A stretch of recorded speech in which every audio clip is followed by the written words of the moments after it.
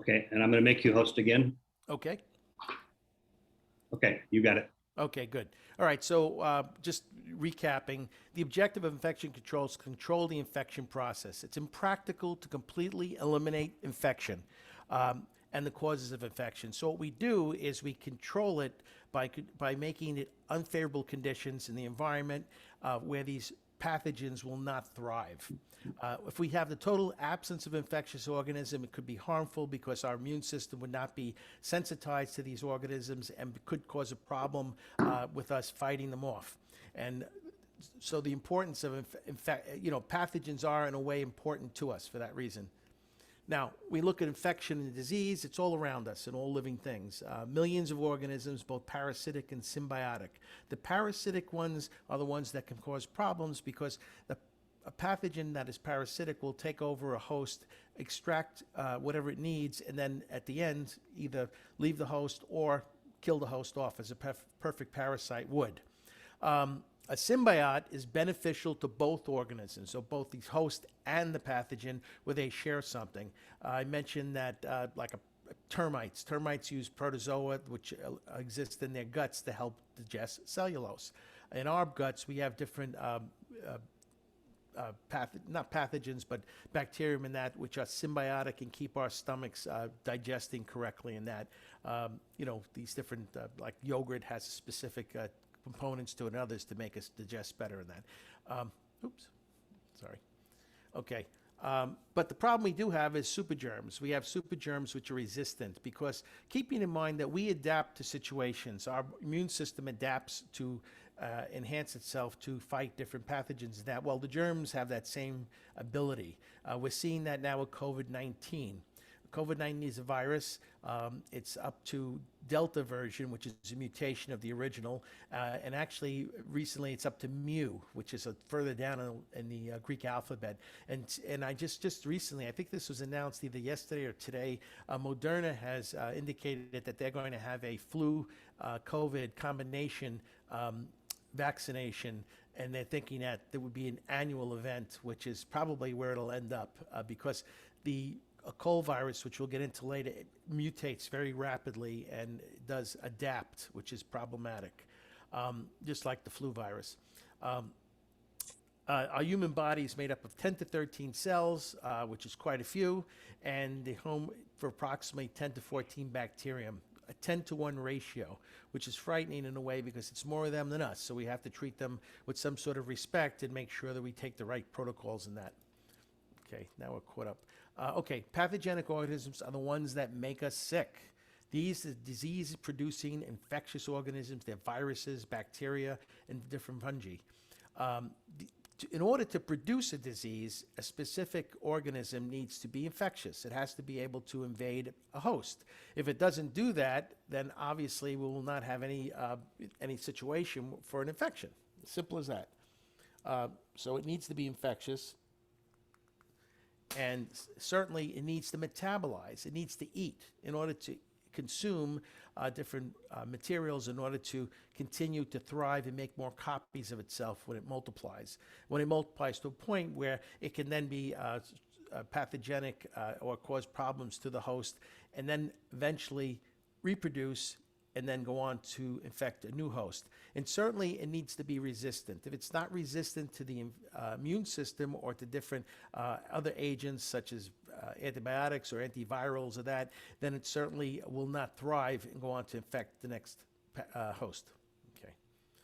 We looked at the chain of infection, which is important because like any chain, it's only as strong as its weakest link.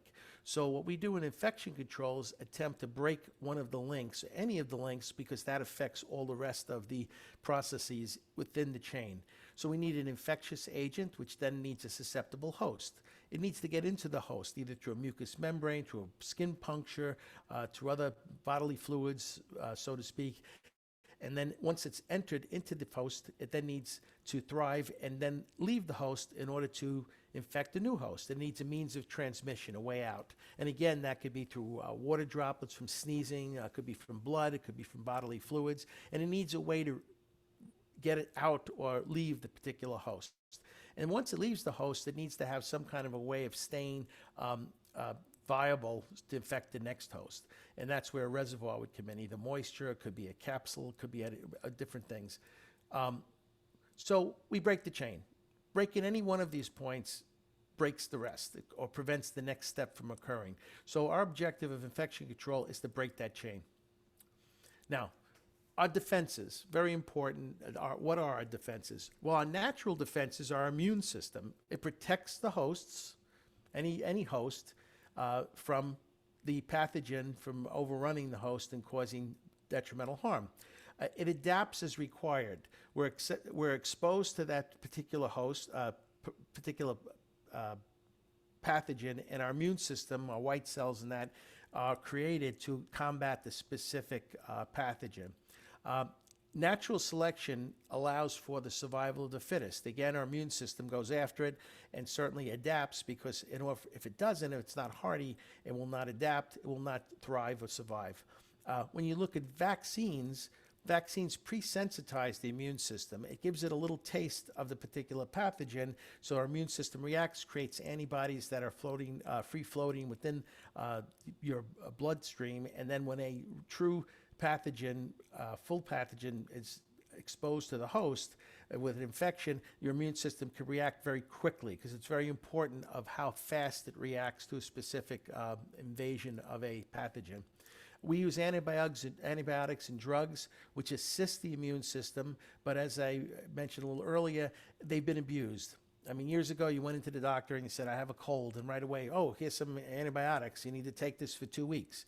And what would happen is it might have been viral, and consequently, the antibiotic is really having no effect on the virus, but it does have an effect on a secondary infection, because often when you have a flu virus or such, it weakens your immune system and you're susceptible to bacterial pneumonia or other bacterial infections. But what happened was, by not using a specific antibiotic to kill a specific organism, you then create immune organisms or resistant strains from the fact that they're not affected by an antibiotic. Another thing used to happen in the past, and still happens today, is you're given a prescription and you should take the entire prescription. We all know that after a few days you don't feel too well because it kills some of the flora in your intestinal tract. However, if you use a probiotic or yogurt or something to help restore that, it'll help get that back. But the point is, by doing that, what you're doing is creating a theater for these pathogens to mutate to a resistant strain. Because what will happen is, the first few days you take the antibiotic, it'll kill off the pathogens and you'll say, oh, I feel better. However, it doesn't kill all of them. There's always a amount that would survive that particular amount of antibiotic, and they will then need a few more days to die off. That's why you have the 2-week regimen, or in case with a CPAC, you have like 5 days or whatever it might be, to take that, again, to prevent this resistant organisms from coming together. So what do we need to know for hearing healthcare? Hands are pathogen magnets, period. I mean, we touch things all day. One of the biggest problems with touching or even transfer of COVID-19 has been, if you touch a reservoir or get in contact with a high quantity of the particular virus, and then you touch your face, you can then be introducing it to your mouth or to your eyes, and that. You'll find that throughout the day, if you can do this, you'll find that you touch your face many times just unconsciously. And that means that if there's a pathogen present on your hands, you're transferring it to your mouth or eyes, and then could be a possibility. I've noticed that wearing masks all the time, I've often found my hand going to my mask and going up to my mask and say, oh, I can't, because you just have this knack. People just we touch our face. So what you do is you wash them, keep them clean. I think we've all been using waterless hand cleaner to a point where, it's habit. But washing our hands with soap and water for 20 seconds or waterless hand cleaner works to disinfect and destroy any kind of pathogens that might be present. So, and when you wash your hands, you just, for 20 seconds, you sing a couple of stanzas of happy birthday to you. If you just sing it to yourself twice, that's enough time to wash and get that cleaned up. And also sing it to yourself, because, if you keep saying it all day, people are going to laugh. A little funny side note, one of my granddaughters, one day she's washing her hands and I hear her humming. And I says, "What are you humming?" She says, "Happy birthday to you." So she said, that's what they said to do. So, okay. So when do you use this waterless technique? When hands are not visibly soiled. If you have dirt on your hands or it's soiled with some kind of contaminant, you're just taking that and dissolving it and redistributing it over your hands when you use the waterless technique, because you're not removing it. So what you should do is remove any rings or jewelry. Best to leave them home so you don't lose them. You then put the waterless hand cleaner in your hand, wipe it up, spread it around, and as you're spreading it around, it'll evaporate in about 20 seconds. Now, if you're using soap and water, again, sing the happy birthday song twice would do the trick. With the waterless hand cleaners, it's very important to have a high percentage of alcohol in them as an active ingredient. 60% or greater, 65, 70% is even better. I mean, most of them are up in that range now, which is something, the more the merrier for this one. Now let's look at the ear, okay, because that's what we're looking at. And the ear is an excellent incubator. I mean, it has all the things that these pathogens love, or bacteria love, to thrive on. There's oil, there's different skin cells that slough off the sides. There are often foreign substances. Sometimes kids put things in their ears.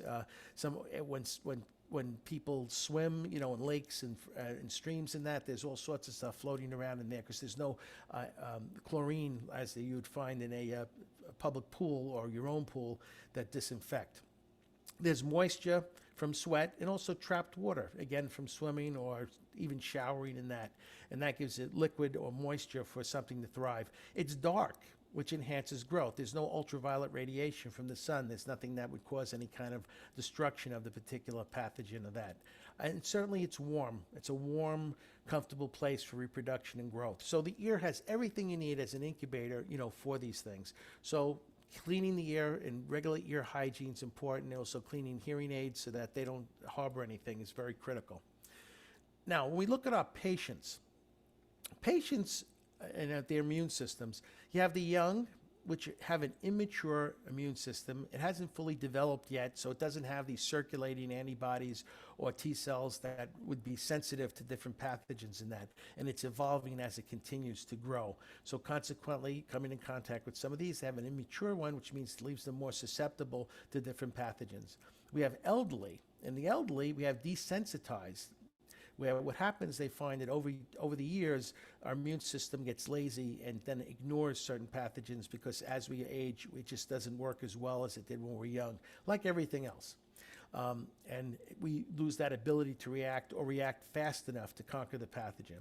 We also have the compromised with diabetics, for instance, people with autoimmune diseases or conditions, and this again, it's a compromised immune system, which gives them less susceptibility to infection. Certainly, HIV patients have different drugs they take that extend life, which has been great. And what happens in this case is that their immune systems are compromised, and consequently, you may see more, because some of these drugs that are used for treatment do cause hearing loss in that over time. So again, it's just a matter of these different things that could affect. And we look at the modes of transmission. How do these pathogens get around? Well, certainly through direct hands. We mentioned earlier, hands are the magnets for pathogens, because we touch things all day, we breathe, it's cumulative from person to person. In the past, we all shook hands, and we, as a sign of friendship, now we hit knuckles together, or elbows, which is even safer, because you can't put your elbow in your mouth. Another thing, a note on that is, if you have elevators in that, if you use your elbow to press the button, again, you can't put your elbow in your mouth, so you're not going to transfer something into your mouth, unless you're a real acrobat, Then there's indirect through instruments, equipment, ear molds, dried residues. And when we get into the COVID-19, I'm going to bring up a very important point they found in some studies they did, where they thought initially touch was very critical, but in actuality, it's not. And there's reasons for that. We have vehicle routes, that's through food, water, bodily fluids, airborne through droplets, spores, or different dust particles that are in the air, sneezing and that. And then vector-borne. These are from insects or animals. You might find, like here we have deer ticks for Lyme disease. We have that very prevalent on the East Coast here. Again, the tick would be a vector which then transfers the condition when it bites a host. And we've seen other things like that, and that you probably see out there as well. Now we'll go into COVID-19. Very important, obviously, because it's still with us. And as I've said in the past, we may be done with COVID, but COVID is certainly not done with us. It just is not, it's not going away. Let's put it that way. Now, when we look at a coronavirus is a common cold virus. They've been with us forever, basically. And they've never had or never produced vaccines for a cold virus because of the fact they mutate so rapidly, and they weren't as dangerous as a flu virus, which they do make, vaccinations for. So up until COVID, there were no vaccinations made or vaccines created for coronaviruses. Now, these viruses are a group of viruses that's caused disease in mammals and birds, and they are envelope viruses. What that means is it has a coating around it, which protects its core. It's a fatty coating, which actually makes it easy to kill with the correct disinfectant. So it's not that it's a difficult one. Like certain bacteria, when you expose them to disinfectants, create a spore or a shell or something that's impenetrable, which keeps it alive so that it can reinfect again or reproduce. In the case of a virus of this kind, that's not the case. In this case, this particular coronavirus is susceptible if they're cleaned correctly or disinfected correctly. When you look at humans, of course, we've seen coronavirus causes respiratory tract infections, typically mild, such as the common cold, which we've all experienced. The rarer forms, which are the SARS, MERS, and COVID-19, are the lethal ones. These are think of it as novel coronaviruses in that. They're not the standard ones. They're more vicious and more lethal. And the symptoms vary in species, depending on, which species it is, and it could cause diarrhea, it could be respiratory, there's different ones, and they're certainly finding a lot more as the data keeps going. Currently, there are 4 vaccines. One of them was taken off the market. That's the AstraZeneca. But we have Pfizer, we have Moderna, and we have the Johnson & Johnson that is available. And that in the U.S., more prevalent is Pfizer and Moderna. I'm sure you've all been vaccinated, I hope. And that contains two doses of the vaccine within either 28 days or 3 weeks from the first one. And now we're talking booster shots because of the mutations, and they're really not booster shots. It's just another inoculation or vaccination. Where did it come from? Now, we've heard this on the news and that. They still trying to identify, was it on purpose? Was it an accident? Was it whatever it might be? Hopefully they'll get to the bottom of it at some point. But when it was first identified in Wuhan, China, 35 million people were placed in lockdown. Now think in terms of that. They closed an entire city, but didn't bother to tell us, the rest of the world, share that information, which is unfortunate, because if they shared that information with us early enough, we could have taken steps. We'll see when we go over the data, is that, they claim that we saw everything in March and April, where they started collecting data in the U.S., but I've read some information and articles which puts it back as far as October of the year before. And the reason that that's critical is the fact that it was allowed to proliferate because we didn't know what to do about it, and there were no tests. So people that that were infected or even died from it were not identified as being infected with COVID-19. So the statistics are wrong. And also the data that we've got out of the People's Republic has been unreliable from the beginning. Even now they say, oh, there's nobody sick, which is impossible. It's all over the world now, and it's highly contagious. The new variant's even more contagious because, again, this virus, like anything else, mutates. Every time it infects a person or patient, it can mutate into another form, and eventually the new form takes hold, like this Delta form, and it usually is more contagious because it has more favorable for its existence. Incubation period is 2 to 14 days, and that 2 to 14 days is fairly accurate, they found. People will find that they'll come out with it quick enough, and we'll go into why that's important versus flu. Test kits were in short supply. They just weren't available, so they didn't identify in the beginning. Even now, some of the test kits they're not 100% reliable. You can have a false positive or a false negative, which is the nature of something like that. One of the ways the primary screen is to scan a person's forehead, see their temperature should be below 100.4 degrees Fahrenheit, period. If it's over, it's suspect. May not have that. They may have something else. I mean, I had a friend recently that thought he had COVID and he didn't. It was this RSV virus, which is some pretty nasty, gave him pneumonia and everything, but it was not COVID. The vaccine's been administered all over the world. The U.S., we've had 375 million doses, but we've only seen 48.9% fully vaccinated, where 62% have at least one dose. Why this is critical is that if you don't have enough people inoculated or resistant, what occurs is the ones who haven't been inoculated, proliferate and also continue to transmit the particular this pathogen, which then mutates and eventually may affect the people who are vaccinated. So you can never get a full kill until you have a certain high percentage of people inoculated. In the world, there's over 5 billion, I guess it is, doses given and administered. And again, that's still not only a fraction of the world's population. And certainly what we're seeing now and what's going to be the verdict in the next couple of days to a week is, since school has resumed, unvaccinated children under 12 are being affected more and more. The latest documentation shows there were 250,000 new cases just last week of children coming down with it. And again, they're not inoculated or vaccinated. So that is a problem. And then again, different treatment regimens that weren't available in the beginning are being used now, but they haven't really secured a specific treatment that works for it. So they just keeps evolving. And again, it is a true pandemic. It's worldwide. Now, let's look at this, because we have influenza every year. Influenza virus affects people every year. We have a different inoculation every year that is custom made to react to the specific strain that's out there. But even then, we estimate 1 billion cases worldwide and 9.3 to 45 million cases in the U.S. alone of flu. Now, what you're going to find is that statistic will change because people are using masks and they're taking different precautions, which will reduce influenza infections dramatically because of that. It may not have the effect on COVID as we would like. However, on influenza, it will. And they've seen that last year as well.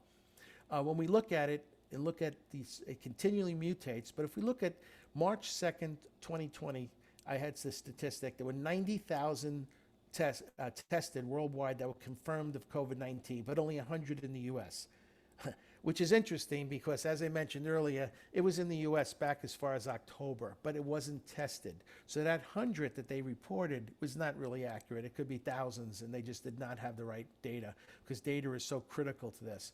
On September 8th, 2 days ago, the statistic was 222,273,000, et cetera, worldwide cases, or I should say confirmed COVID situations, and 40 million in the U.S. alone. Now, see this down at the bottom, the COVIDWorldTracker.com. That is an area where you can get this information firsthand. They change it pretty much every day. If you log on to that site, it'll give you a lot of interesting information, should you want it, different countries in that, and which countries have the highest incident in that. So it's something to look at. Now we look at COVID versus influenza deaths. Influenza, 291,000 to 646,000 deaths worldwide, with 12,000 to 61,000 deaths in the U.S. alone, which should go down, again, based on what I just said. When you look at COVID, March 2nd, 2020, 3,085 worldwide, U.S. 6, which again, not accurate, but that's what they reported. April 28th, or actually, this is May. I failed to change that. I'm sorry, it's September 8th, because it should have changed that. It was 4,591,915 deaths worldwide and 661,048 in the U.S. Again, that is as of September 8th. I should have changed that. And again, this little thing down here will give you where you can log into to get information for this. Now, what are the symptoms, COVID versus influenza? They both cause fever, cough, body aches, fatigue, sometimes vomiting and diarrhea. It can be mild or severe, fatal in rare cases, can result in pneumonia, respiratory failure. So obviously, these symptoms are so similar that you could easily mistake a COVID infection for an influenza infection, and even vice versa, without testing. When you look at incubation, influenza is 2 to 4 days, which means that within that 2 to 4 days, you can then transmit it to another person. So consequently, you know right away with an influenza that you're coming down with it, and then you could take the precautions to isolate yourself. COVID, unfortunately, is 2 to 14 days before you show any symptoms, which means you could be infectious from the second day on and transmit it to many people before you actually know you even have it. You may even have a infection and not have any reaction, because there are people within the system, within the population that are totally immune. Their immune system is totally immune, and you become a carrier where you'll never show symptoms. However, you will be able to transmit it. That's all part of natural selection. There's always a percentage of the population that has immunity. This is how it's always been. Back in the plague days, 50% of Europe died from the plague. The other 50%, some of them came down with some symptoms. Some of them were completely immune. That they were all broken up into different, but there was always a certain percentage of the population that had immunity, and that we were able to pass it on to the next generation. And that's how we survived. Now we look at COVID-19, again, fever, dry cough, sore throat, shortness of breath, difficulty breathing. One of the things you could test if you feel that for COVID-19 is have a pulse ox, these little things you could buy, they're really inexpensive, and it tells you what your actual oxygen content in your blood is. It needs to be higher than 95%. If it drops down further than that, it is suspect that you could have COVID or another respiratory condition, but it's a problem. It needs to be taken care of. Again, chills, muscle pain, headache, all of these common type things. They've seen many more that they keep identifying different contagions, some of it neurological, some cardiovascular. They saw in children Kawasaki-like symptoms and that. It's just an evolving situation. We look at transmission. Both are transmitted by person to person through droplets, coughing, sneezing, talking. Just talking puts droplets into the air. It can be spread from one to another for several days before symptoms appear. That 2 to 14 days keeps magnifying itself as each person might get contaminated. And again, through contact, droplets, and other means that they're not absolutely sure about. It remains active in the air for hours. That's very important, because what happens is if you're in a closed space, that's why being in a closed room without adequate ventilation is not good, because if the pathogen, if COVID is introduced into that room through a droplet or that, it will thrive and it will be contagious for the period of time with anybody entering that environment. Surfaces, it stays active on surfaces for extended periods. I have a slide for that, but it's not as bad as originally thought, and there's a reason for that. Now, this chart just gives you an idea of survival. And when you look at these numbers, they're scary, because you say, well, in the air, 3 hours, aluminum, 8 hours. You look at some of these days, 72 hours and that. But here's the point. Yes, they found active corona or I should say COVID on these surfaces. But in order for you to transfer them to you, you have to touch the exact same spot where that pathogen rested. Okay, now think in terms of a splotch of something that sprays on the wall. You'll see little dots, little spots around. You see big ones and little ones. The big ones have more pathogen in it. The little ones have less pathogen in it because there's less concentration. You have to touch one of those directly and then transfer it to your hand and then stick it in your mouth or up your nose or in your eyes.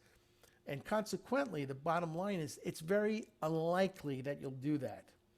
So consequently, these numbers are real, it stays active, but the chances are very much reduced. But that doesn't mean we shouldn't take precautions. We should still wash our hands with the disinfecting cleaner and that, and take those types of precautions. Glove up, when examining patients, changing gloves, etc. Let's look at infection control best practices. What do? Well, benefits of infection control. Gives you a clean office environment. Very important, because it looks good to patients. It's good for staff and that. It's good for better overall around health. It reduces your liability, because patients and staff could get sick. You don't want that to happen. And the alternative could be loss of patience, practice, or reputation. And then certainly it's a regulatory requirement where you need to have a different procedures in place in order to keep things copacetic. Now, what is our goal of infection control? It's to reduce the number of pathogens. Fairly said, because if you have a high concentration of a pathogen, it's more infectious. It can cause more damage to a host because the host gets overwhelmed before it has a time to create the antivirals or antibacterials or different immune response to the specific pathogen, and consequently gets overrun.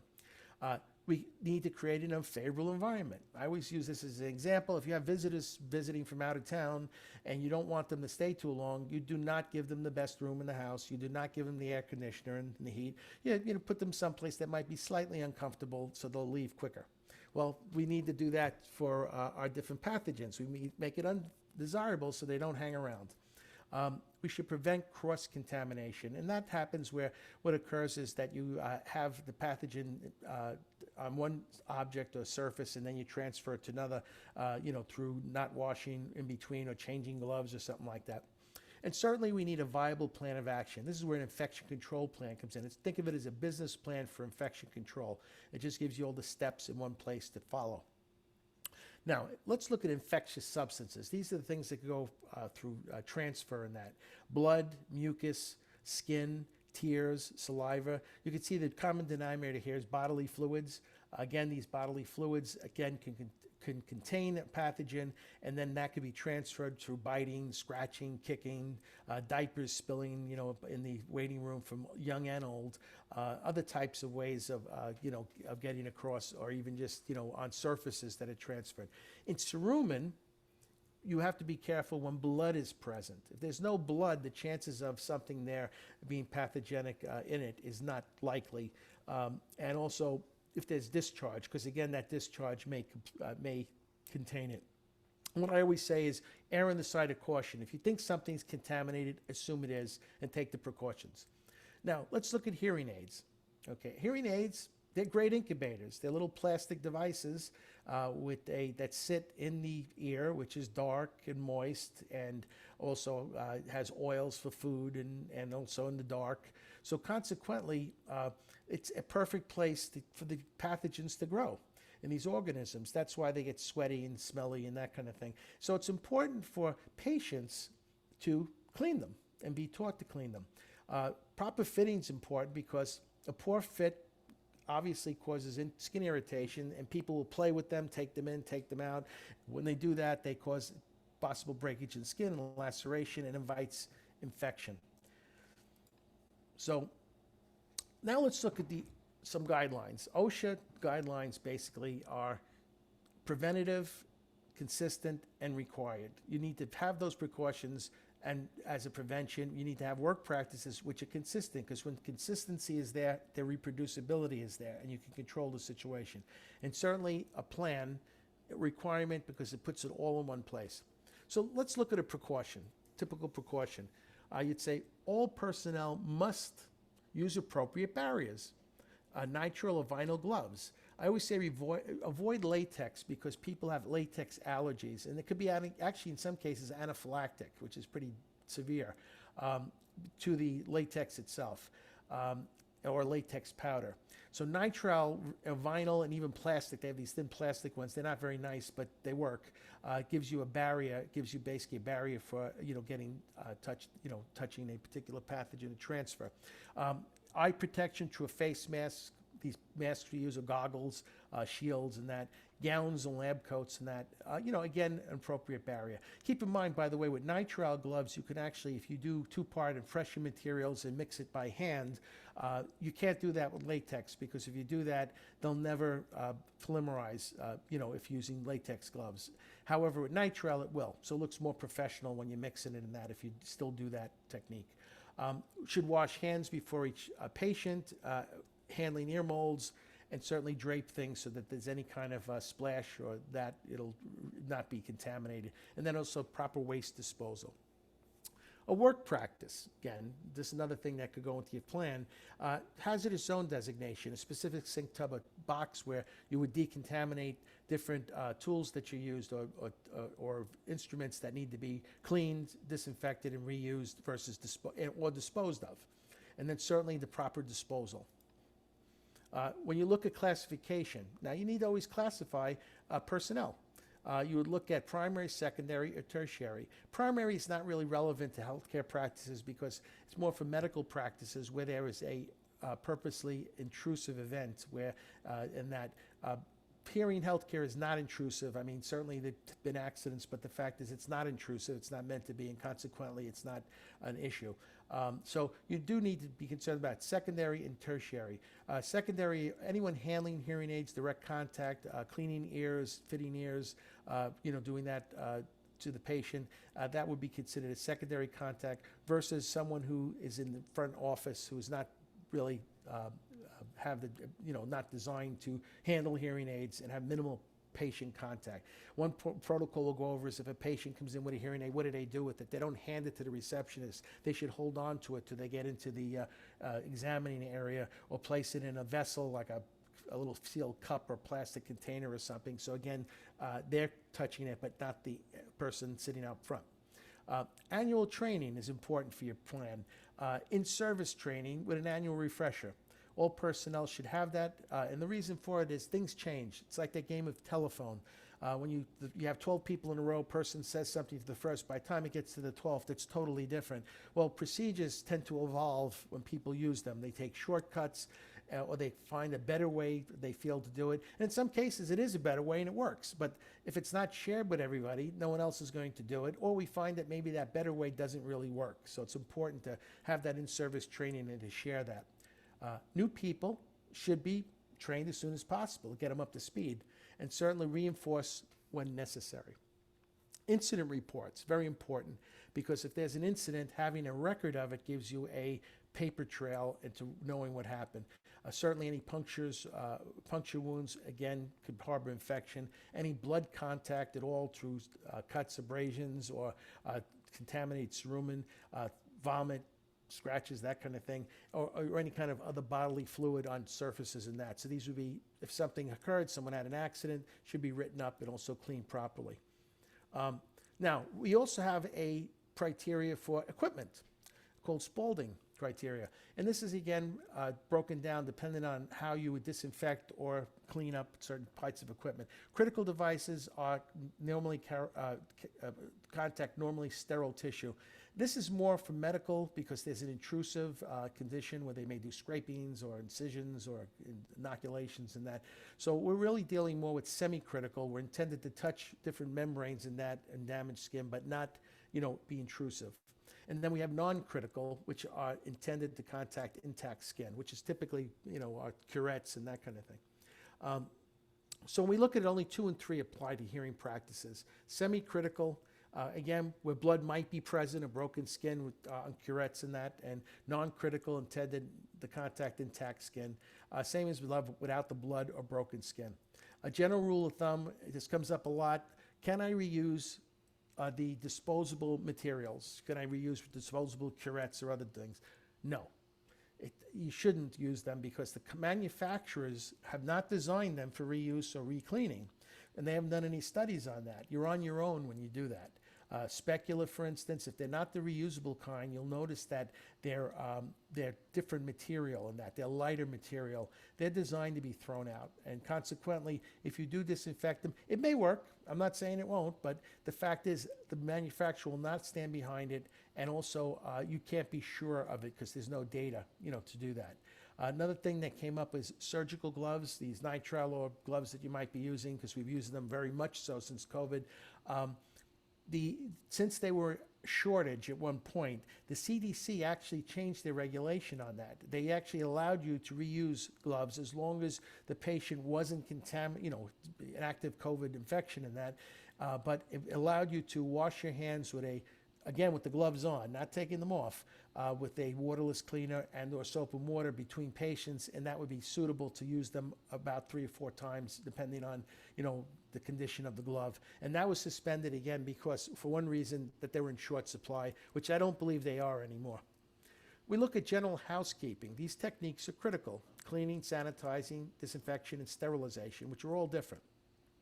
When do you clean or sanitize?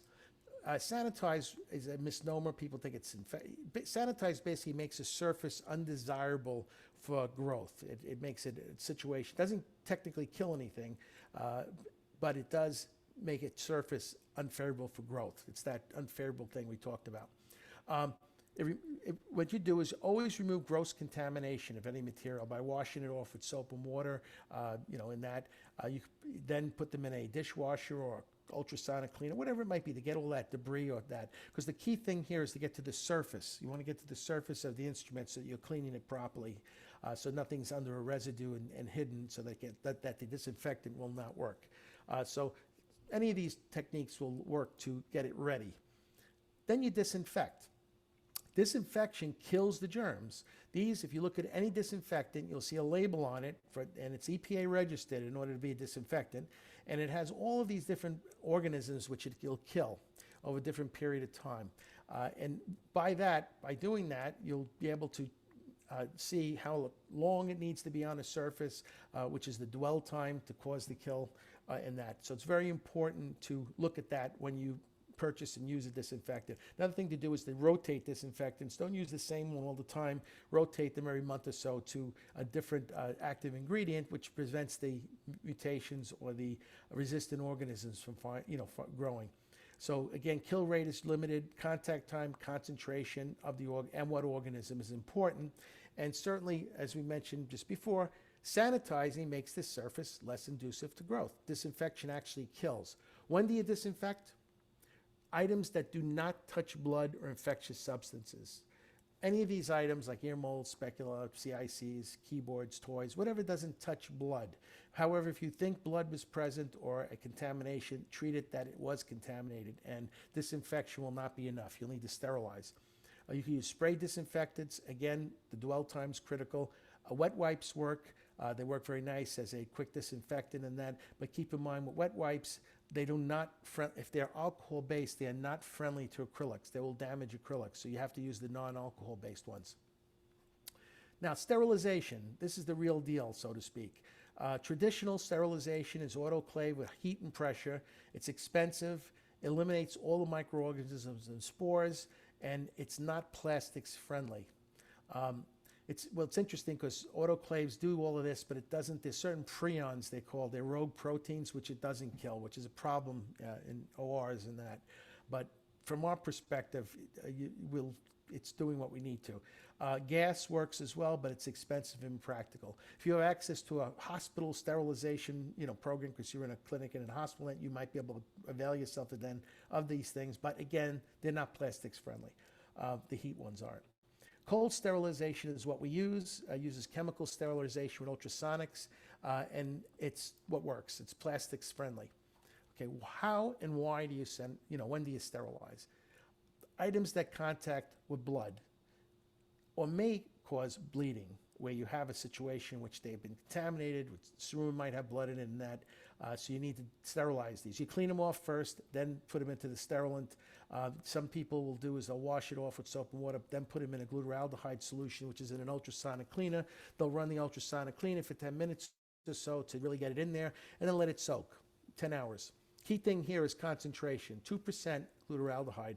That needs to be maintained in order to do the kill. If it gets lower than that, it will not kill. So consequently, following this procedure, you would then keep that concentration high, and you could test for this. They have test strips which you could dip in, like pool test strips and that, or pH test strips. That'll tell you the concentration and when to use more or less. An alternative to glutaraldehyde is Sporox, or what they call a peroxide-based.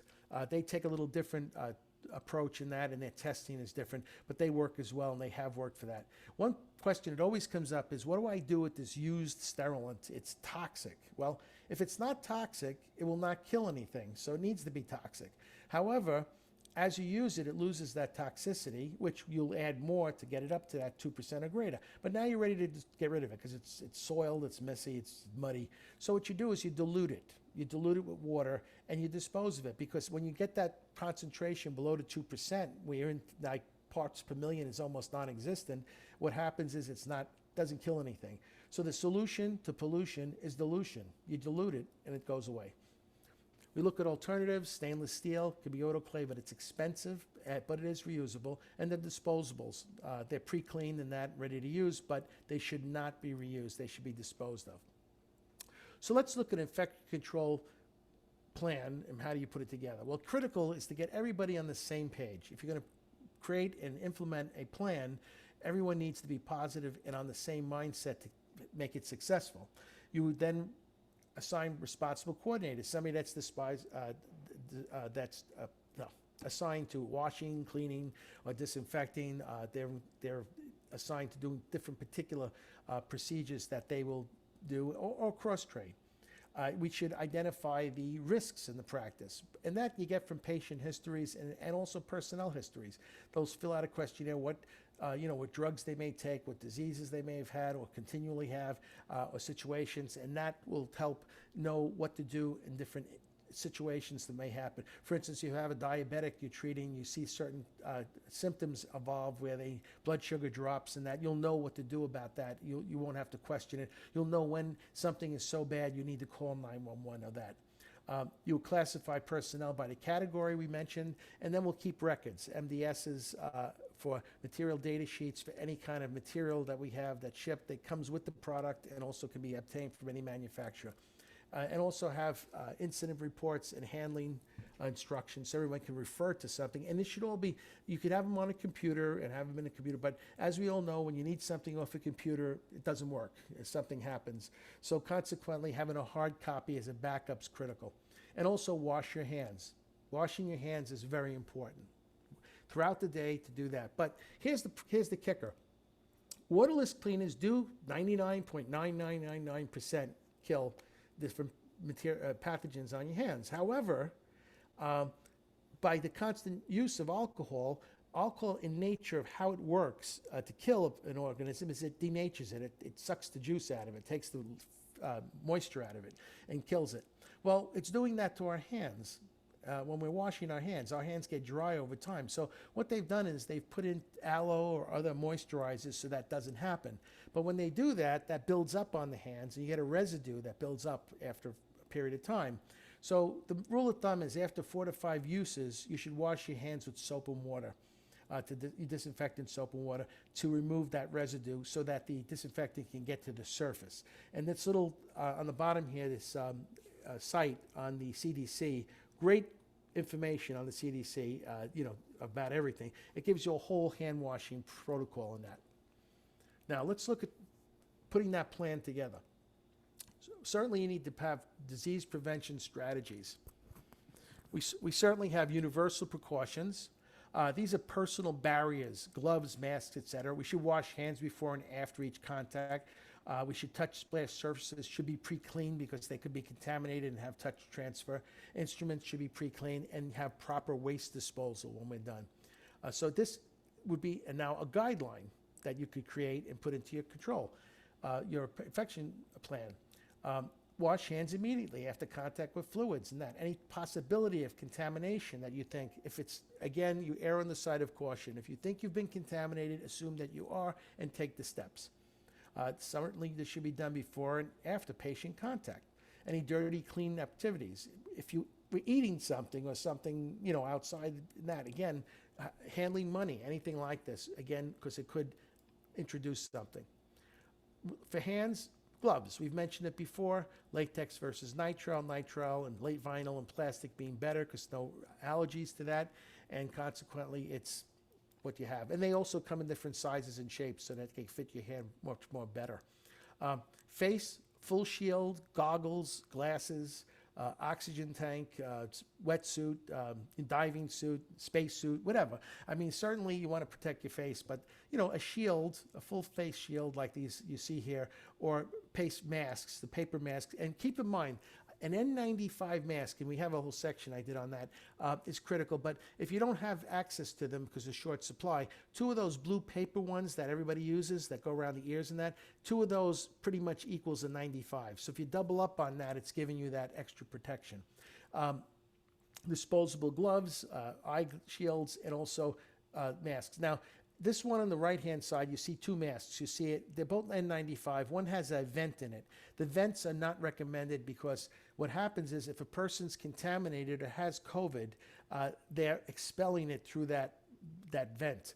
Now, that vent's great if you wear glasses because you don't fog your glasses and that, but they found that it's not desirable for this case because of the fact that you're expelling possible pathogen. These are some mask guidelines we put together. A colleague of mine did this, and I asked her, and we incorporated this. Around the ear, these straps tend to break. They tend to be, they don't work that well over time. The different ways you could see they have elastic buttons to hold them on, and that. Certainly, if someone has hearing aids, outside the ear type, around the ear type, those particular hearing aids, I find they fall off when you're trying to remove or put the mask on, so it's not the most desirable case. When you look at other types here, you could see these are like all N95s and that. Cords below works better because it doesn't have that problem with behind the ears falling off or being rolled off and that. And here you even show down in the bottom part here, again, using a double seal with double mask helps. Now, also keep in mind that the right seal, and they've done this in nursing homes and medical facilities, they measure faces so that it fits where you have like a seal around the face, use of silicone or foam or that, which again keeps that air from escaping. It doesn't work that well with those paper ones, but they do have the other ones available that do a better job for that. So something to keep in mind. Again, different types. And just the commonly one, again, it's not 95. You have to double it up and get it close to the face as possible, by bending that little metal thing that's in it. As I mentioned, not vented, don't use them. Cloth doesn't work. They found that even with 3 layers, they're finding cloth's not working because it gets saturated over time.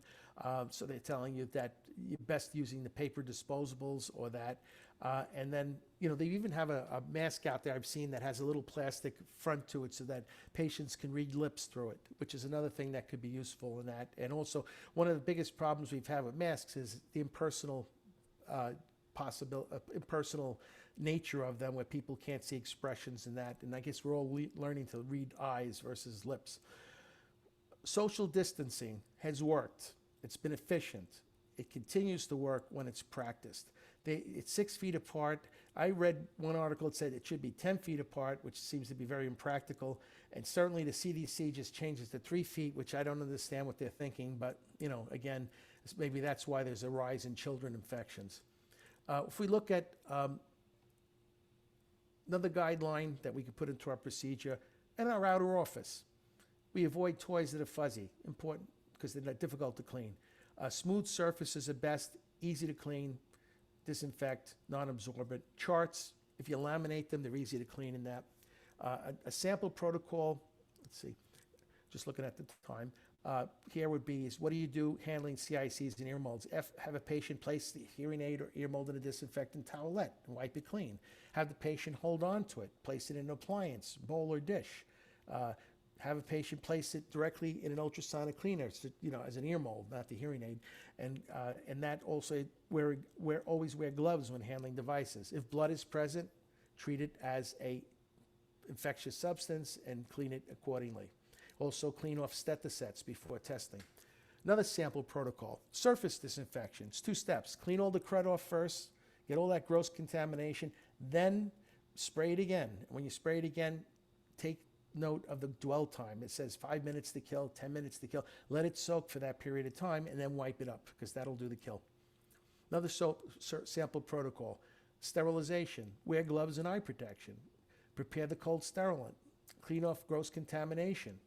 Then disinfect, depending on what the label tells you to do, 7 to 10 hours or 10 to 30 minutes for disinfectant, sterilization 7 to 10, and then change the solution as indicated by testing the potency, that 2% or more, depending on what you're using. Now, this critical procedure we developed, again, for screening patients in the midst of COVID-19. Patients should be pre-screened before they even think of coming to the practice, all right? When they make the appointment, if it's way in advance, obviously it's not going to work. So you want to do a few days before to contact the patient by telephone, ask them some specific questions. So anybody who's visited a doctor's office in the last year and a half, I've been subjected to these questions, again, as a general screening, and you should do the same for your patients. Again, ask if you've been contaminated, ask if you've been in contact. And if they answer yes to any of these questions, postpone their appointment, 14 to 21 days. That way you're out of that window of possible infection. That's the rule of thumb here. And patients should be, and say a patient has to come in, they're very critical, they need to be in there. Well, then in case of that, you then isolate them and do things. I always say encapsulate them. When they come to the front door, they should wash their hands, and change. And I think I did that in the next one. Here we go. Yeah, patient admittance. Isolate the patient from the practice. You basically put them in a bubble. I call it a protective bubble. What you're doing, basically, the patient comes, they did the pre-screening, you confirm the pre-screening, and then the patient must wear a mask.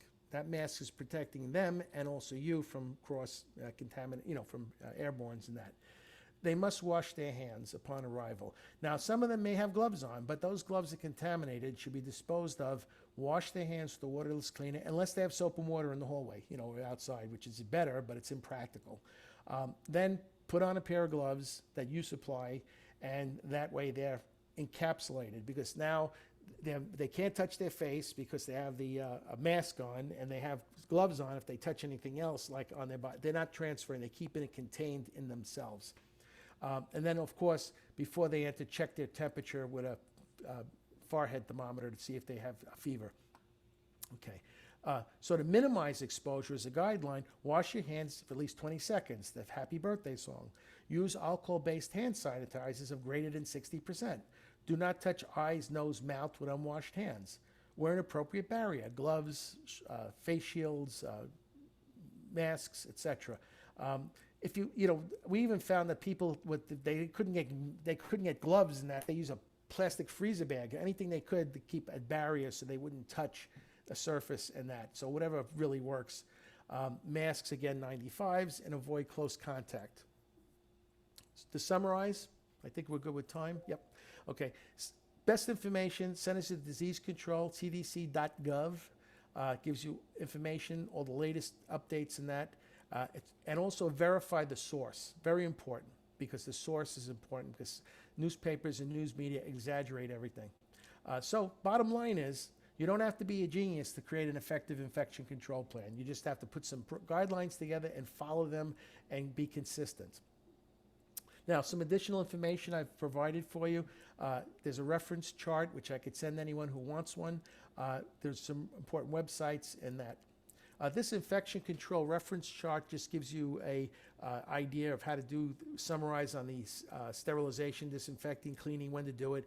I've also put in some different household cleaners, as well as different other more aggressive cleaners for cleaning, disinfection, and also sterilization. Just put them together in one place for you. Here, these websites are critical. This is where you get information on coronavirus, alcohol, how it kills, why it kills, and that, and some other things that might be important to you.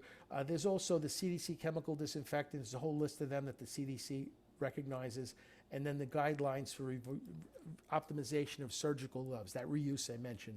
These are some additional websites that you can go to, again, for information.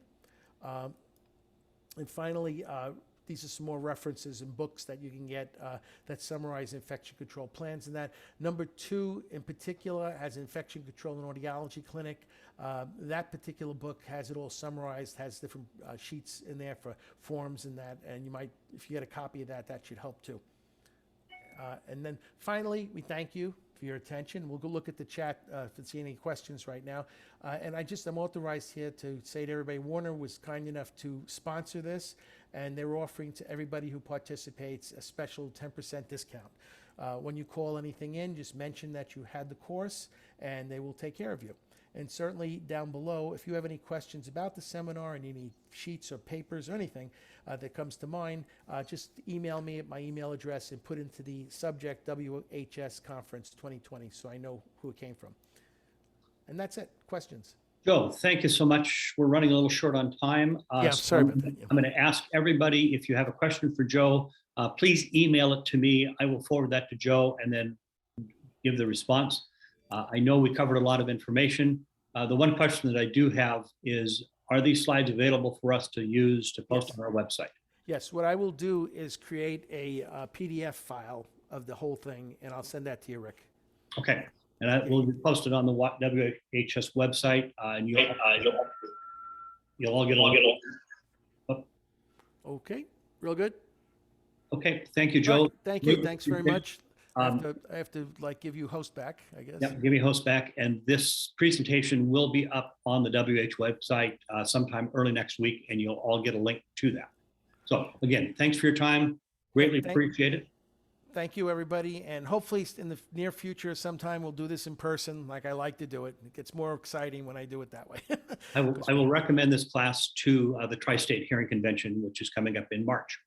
Okay, real good. Thanks very much, everyone. Have a great one. Be safe, be healthy, and wash your hands. Thanks, Joe.